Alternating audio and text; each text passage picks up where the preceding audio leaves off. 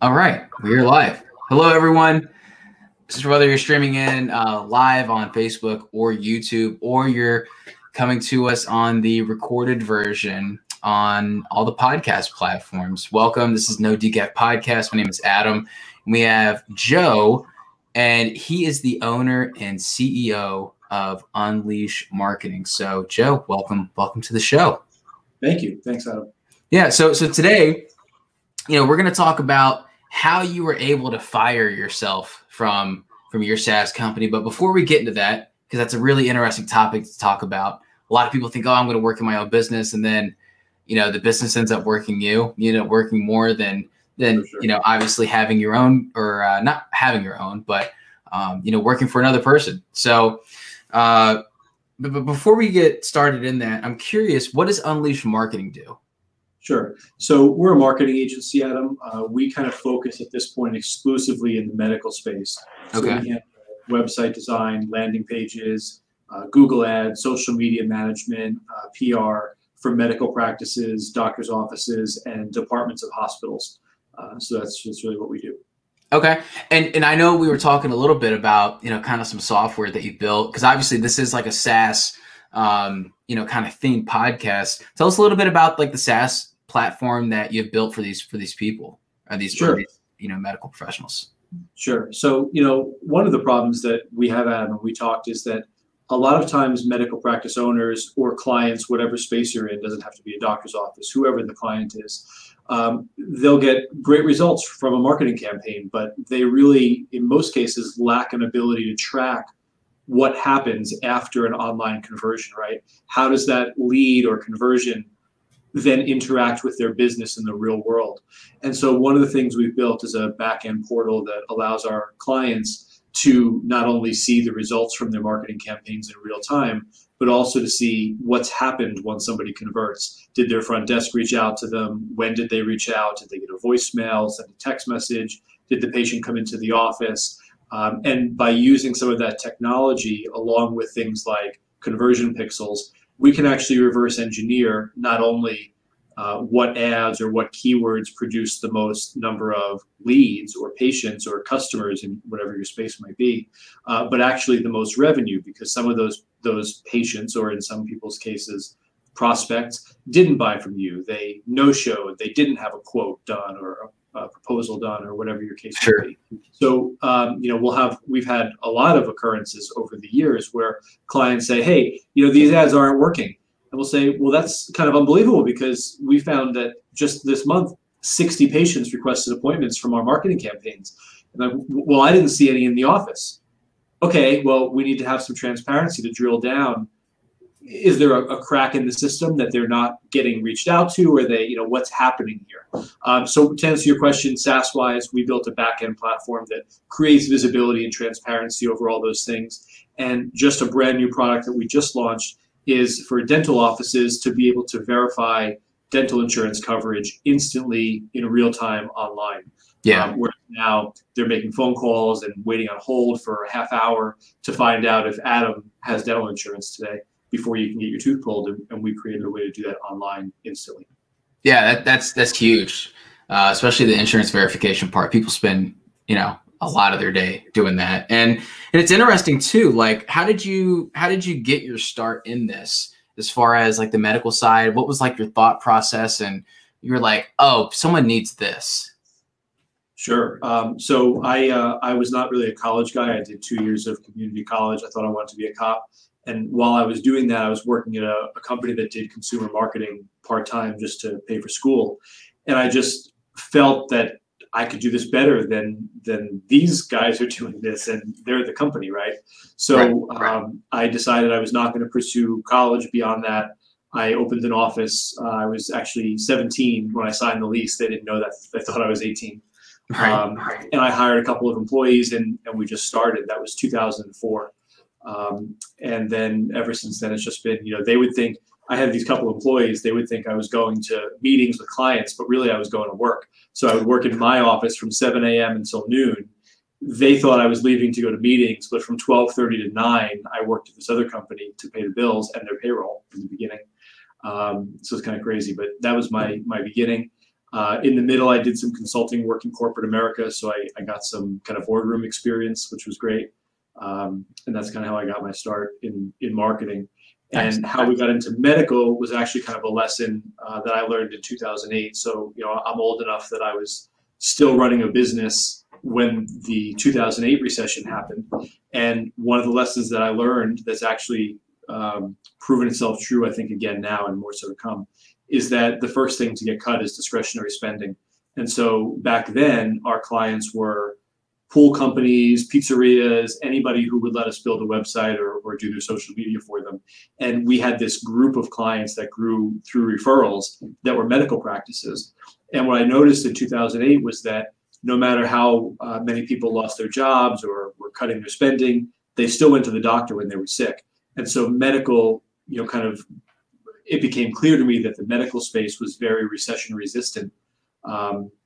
And I made the decision in 2010 that we were only going to work with medical practices from then forward. So that's been 11 years. And I think that's been true this time too. Yeah, absolutely, man. And as far as, working that second job to make payroll, right? I think that just really just paints a very familiar picture for people who are doing startups and the grind that's involved with it. It's not, not everyone gets private equity. Not everyone gets, seed money or Series A or Series B or, anything for that matter. And a lot of it's bootstrapped, and a lot of the, grittier ones are bootstrapped, right? And obviously you are, here now, from 2004 to now. I mean, it's been a journey, and I'm sure you've learned a lot of things. And I like how you focus down too, because I think once you start getting into business, you're just like you said, anyone who has a pulse, who needs something done, I'm going to do it if it's remotely in my, field of view. But when you really start to focus down on something, and then you're like, if I do this is a lot more, I can predict this is going to happen. It's a lot more, predictability on the business standpoint. And it makes you subject matter experts on the topic, and people find you or take you more seriously on that end. So 100%. Yeah, especially now with COVID, right? Yeah. And, Adam, there's a million marketing agencies, right? There are really only 3 or 4 other companies in my space, whereas we're much smaller by comparison. Those are $10 million, $100 million companies, some of them. We're not at that level, but we're probably one of 3 that people know of that are in that space. If you kind of surveyed 10 doctors' offices and said, hey, or hospital department chairman, say, who handles marketing campaigns for companies like you? They would probably name 2 monsters and me. And that's just because we do a good job of getting content out in front of them. It doesn't always convert to business, but it converts to recognition. And we're kind of experts in this space. And in the medical space, there's HIPAA, there's all kinds of specialized requirements that most marketing agencies don't understand.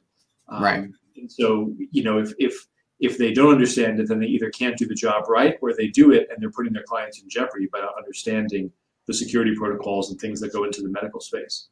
Yeah, absolutely. And there's even stuff past HIPAA, right? I think it's like SOC1, SOC2. And that is like an investment in itself. It's like 20 grand. I mean, that's for sure. It's definitely a lot. And I'm curious, from 2004 to now, the challenges that you faced then to now, obviously they've changed, but what's been the constant challenge that you've seen happen that you've had to, make a pivot time and time again, but it's always worked out? And what pivot was that, and kind of what were your thought process on that? Yeah, probably 2 come to mind. The first is getting the balance of employees to clients right. That was really hard. And I had a bunch of false starts where over, at this point, 15 plus years, there have been times where I've had 15 employees, and I've had myself only, and then I've gone back to 6 employees, and then back to 2 employees, and up and down. And it's a twofold problem. Getting the balance right, where you have people that are busy most of the time, but not so overworked that they're unhappy or rushing through their tasks, is really important, right? You could say, okay, we got 1 employee, 2 employees. That means we can handle X number of clients per employee. But getting that balance right, where people say, the worst is an employee says, hey, Joe, what should I work on this afternoon? I got nothing to do, right? Yeah. That can happen every now and then, but it can't happen a lot. And at the same time, you don't want to have a situation where you have clients saying, what's going on? You said this would be done 2 days ago. And you reach out and you say, hey, employee number one, why isn't this done? Well, you had me working on this, this, and this. So right. I don't want to say it's easy, but it's one set of challenges to be in it by yourself and kind of be everything to your company, scaling to have employees and then trusting those employees to interact with clients without you being involved. Those are two of the biggest challenges, I think. It's taken me a long time. And I think finally I've gotten it pretty close to right. But it's taken a long time. Well, it's interesting you say that, because a lot of people think that, oh, you just hire employees and like get it done, right? And it takes a certain type of person to work in a startup, whether you're the owner or whether you're an employee, because you can't have, and this is an issue that I think what you were mentioning is, you can't have a well-defined role in a startup. You just can't, because that could change tomorrow. And you could be a marketing intern tomorrow or yesterday, and then be a chief marketing officer 2 weeks from then, because you just ended up scaling so fast and you're the only one that knows the process. And so for the time being, like, that's where you're at. You could be back down to marketing intern the next 2 weeks after this, but for right now, this is where you're at. And your roles change. That's right. We just hired somebody. She's excellent. I think she's probably been here for 2.5 months. So this was our first, like, during COVID hire where, and I intend to have everyone back in the office. We're doing the remote thing right now. It's only me, but we have a huge office and everyone's working from home. But I don't think that's the way of the future, at least not for my business. I think people need to collaborate and be together. So we're still hiring as if the office is open, so that when it's safe to do so, everybody's back in the office. We're not doing the remote thing, permanently. Yeah. So this was our first hire where we did a Zoom interview, and then we did a second interview in the parking lot with like chairs, and we were sitting like on the hoods of our cars, like 10 feet apart. That's awesome. So that was kind of crazy by itself. But we did our first hire during COVID, and one of the first things that we get out of the way now, and I learned this years ago, but it's especially true now, is being brutally honest about what it's like to be here and what employees should expect. And some people, especially, not that this is always true, kind of a painting with a broad stroke here, but I find it to be overwhelmingly true most of the time, that people who have a lot of experience in corporate America, and they have a very defined role, as you say, where this is what I do, and if it's outside of my job description in the employee handbook, I either don't want to do it, or I consider it like I'm doing the company a favor by doing this. There's nothing wrong with that mindset. That works for a lot of people, but that doesn't work here. And so I'm very brutally honest about the fast-paced nature, and that not only do you have to be able to do it, but the people that do well here and have been here for years are the people that enjoy a fast-paced environment, and people who would get bored if they only had to do this set of duties day in and day out. Like, you have to be very brutally honest about what it's like, and just communicate that clearly. Not to say that this is chaos. I'm very regimented about job descriptions and what goes on. And I think that when you throw too many things at people at once, they become far less productive. It's true for me. But we really are honest about what it's like. But it's finding that balance. So like you were mentioning, it's like, like going back to having the employee to client ratio, you got to find the well-defined role to having something one-off ratio to where it keeps them interested in that. And obviously compensation and benefits are huge too, especially with Amazon moving into every major city. It's not financially a smart move to go move in there. And especially if you're trying to scale up, because one, you can't compete with the prices that like Amazon's paying for, talent, and that's happening into Atlanta, it's happening in Texas, it's happening everywhere that there's some sort of tech hotspot.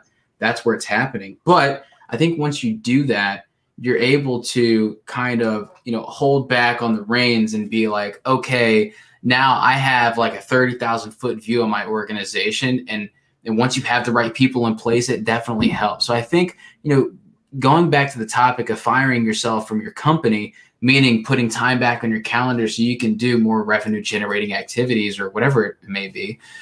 depending upon where you want to go, right? Do you want this to be a lifestyle company, or do you want this to be something where someone acquires it, right? It comes down to, I think, having a great talent pool to pull from and a consistent pipeline of people to pull from. But I'm honestly just wanting to hear, how you did it. How were you able to kind of take a step back, right? From all three people who are watching this right now, right? Like how were you able to take a step back and be like, okay, now I have time to do podcasts to kind of tell my story, to get this content in front of, other doctors who, may share the same story of 5 other clients that we just helped last week, right? Yeah. Like that's huge. Like how are you able to do that? So, I mean, the first step is kind of realizing it, right? And I don't know who said this, but it's out there. I'm not the author of this line, but you become so busy working in your business that you can't work on your business. And that is, it's so true. So, I mean, first you have to realize it, right? You have to look at your day. And one of the things I started doing a couple of years ago, Adam, and I still do it religiously, I have a book on my desk, and everything I do, I write in that book. And that gives me the ability to look back and, you're like, wow, oh my God, it's July. What the hell did I do for the last 3 months? Like, I feel like I'm just running in place. And you can look back and you can see everything I worked on. And so then you start kind of putting that stuff in brackets and saying, okay, well, this, and this are things that somebody else could learn how to do. And that would free me up to do more creative things. And, I think the key, besides understanding that that's a problem and deciding you're going to do something about it, that I had to get free or else we were never going to grow. If I didn't have the time to be thinking, working on my business instead of in my business, we wouldn't have been able to pivot as quickly as we did with COVID. We wouldn't have been able to set up all the broadcast stuff and all the things that we're doing for what I think is the post-COVID world. I said, I'm not going to come out of this doing okay. We're going to come out of COVID and explode. We're going to be better than we were before this. So if I was so busy fulfilling the obligations we have to our clients only, and I still do that, right? And I still make sure that there's accountability and I'm checking on things, making sure we're still doing a great job. But you have to realize it, number one. Number two, you have to put inside of imagine you have a set of parentheses, right? And everything that's inside the parentheses, you consider to be okay, that's okay. And everything that's outside the parentheses, you say, that's not okay. Well, you have to put the idea that if you're going to fire yourself and you're going to let employees or people on your team drive the boat, there are going to be clients who have things done wrong. There are going to be mistakes. The occasional client might leave. And if you have that stuff outside of the parentheses, then you would pull the red handle and you would say, this isn't working. I'm going to take over. I'm going to do everything myself. And you'd have, as I've had, a couple false starts in doing that. Whereas if you take a more 30,000 foot view, as you said, and you say, okay, in order for us to grow beyond where we are now and become a $50 million company like some in my space are, we have to do this. And so if there are a couple of things that get done wrong or clients that are displeased or whatever, of course we want to fix that and do a great job and we want to be aware of it on top of it. But that has to be inside the parentheses of what we know is likely to happen going into this, right? And you can address it and you can make corrections and you can fix why that happened, but you can't pull the red handle or else you'll be right back where you started and you'll never get there. Dude, that's awesome. So, and I think the parentheses, maybe another way of putting that would be like a mistake thermometer, right? Yeah. And sure. and being like, okay, well, and I think maybe a way to do this is to, I guess, identify, prepare, correct, but never pull the red handle. Dude, there's your book, right? There's your Amazon bestseller right there. I don't know about that. But I'm glad you liked it. I said, I don't know about a bestseller, but I'm glad you liked it. Yeah. Yeah, dude, like that. Yeah, you can't pull the red handle. And I like that. And I think that's a really good way. And I really like the idea of keeping a journal. I mean, I keep a journal too, but it's definitely not everything that I do throughout the day. And that is huge. And then obviously see what those patterns are. And it's super helpful, Adam, in doing that. That was, I didn't realize it at the time. I thought that I was just keeping a list of what I did so I could understand where my time is going. But what actually happened was that as I delegated those things to other people, that book became the training guide, right? It wasn't, okay, we hired somebody, they're going to start taking over stuff. What should I have them do? What should I train them on? We went back to the book, and it was like, okay, all the things in green are client fulfillment things. We're going to put those into buckets: social media, pay-per-click, keeping in touch with clients, update, all the silos. And that became like the blueprint of how we train people. Dude, so basically your journal became defined job roles for people. That's right. 100%. Yeah.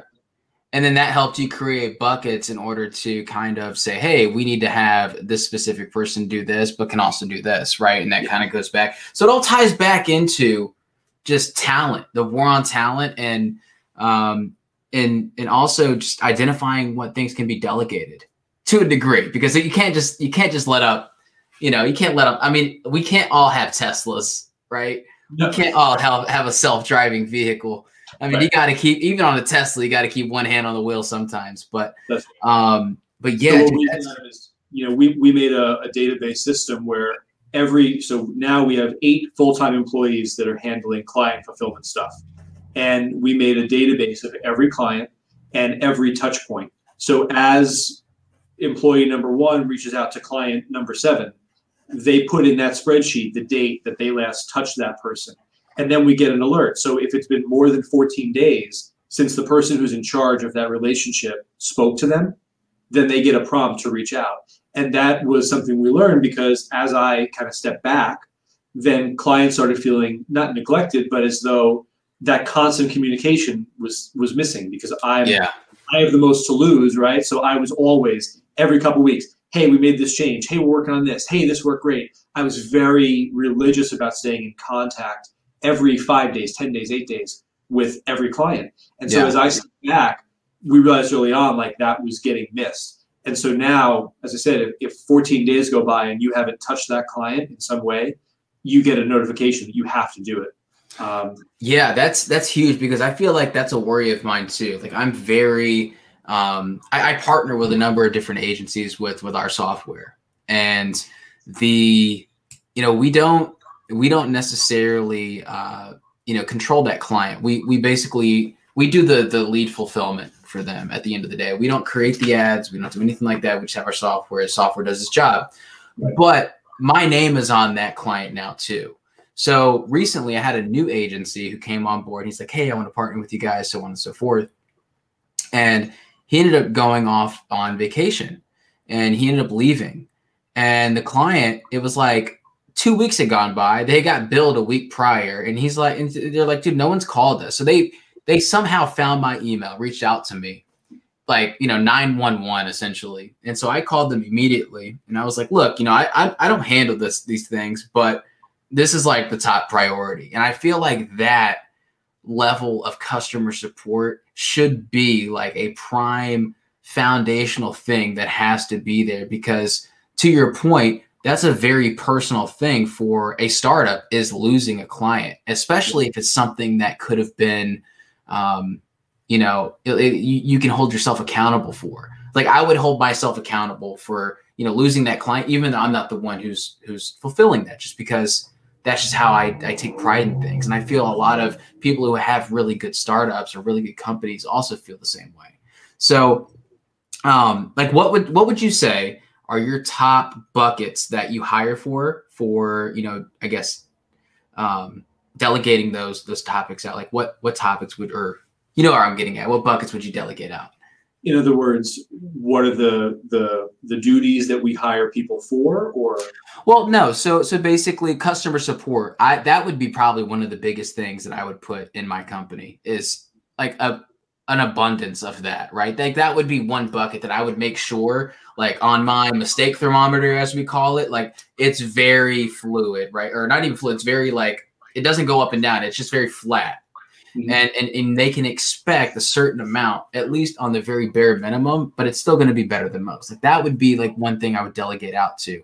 A second would probably be billing, right? Like, that would be another one. But, like, what are some things that you delegate out? Sure. So we have a couple silos, we'll call them, right? One of them is administrative. Under administrative, we have a wonderful person. Her name is Tara. She does QuickBooks, invoicing clients, handles collections when we have to go to, take clients to collections, Sure. handles all the financial aspects of the company. And not only is that great to have off my plate, but just like everything else we're talking about, if I'm so busy inside of it, if I was the one sending reminders about delinquent invoices and reconciling the banks and stuff like that, then I wouldn't have the 30,000-foot view. I would have the 1-foot view. And so having someone do that not only takes off my plate, but it lets me get reports from her that show me kind of the financial health of the company. And I can compare that with the person we have running sales. And we have, that's kind of our second bucket, is people who work in sales. And we have dashboards and analytics from our CRM that give us like projections about pipeline, closing and future dollars and things like that. And I can actually overlay that over our today numbers. And so that's really helpful to have people working in the administrative side. One of those components is billing and accounting. Have people in the sales silo. That's the other big silo. And the third silo is kind of what we call client fulfillment, right? Doing the work that the clients hire us to do. Yeah. Okay. Dude, that's awesome.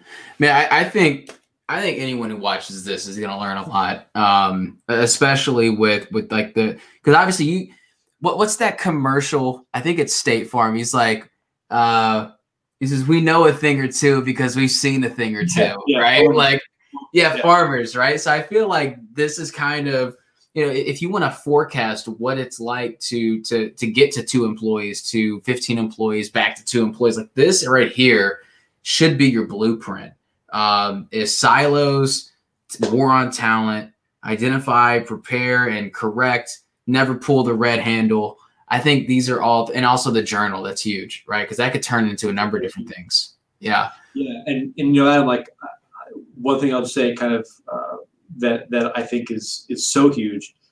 When I started doing this in 2004, there were no podcasts. There was not this community and this content out there for people. So maybe you could read a book or something for sure, but like a lot of those things weren't really relevant to startups. And you look at something like read this book about startups, and you're like, look at the copyright. It was like friggin' 1991. It's like before Think and Grow Rich from 200 years ago. Yeah. Yeah. So I only think that because, as I said, I'm not really, I didn't have a lot of formal education. I just started doing this and learned from my mistakes. But today, there's so much content out there like this. And that's why I'm passionate about podcasts and things, because I watch podcasts 2 a day. Every morning, I'm in the basement of my house. I'm working out in the morning, and I watch like an Ed Milet podcast who I love, or a whole bunch of different guys that I follow. And like, that's where you get this from. And, we connected on the phone yesterday. There aren't, for most entrepreneurs, especially ones who are starting out, you don't have your traditional friends that you talk to about other stuff. They don't get this. They don't understand it. They can't lend you any expertise or help. So you have to get out there and learn from people who are doing this, just like I am every day. And I'm sure you do. Yeah, they don't care about churn rate. They don't care about churn percentage. No. It's like, hey, where do you guys want to go for drinks tonight? I don't know. I'm kind of stuck on, hey, what would you guys do? I have these silos, right? They can care less. You have to get into this community online and use these resources for people who have walked before you. That's where I've learned everything that's helped me. For sure. Awesome. Well, Joe, I really appreciate you coming on the podcast. This has been awesome. I can't wait to have you on again. Again, for anyone who wants to reach out to Joe and see his company, it's unleashmarketing.com. And yeah, we appreciate you having on the show, man. Awesome. Thank you, Adam. It was awesome to be here. All right. See ya. All right. Take care.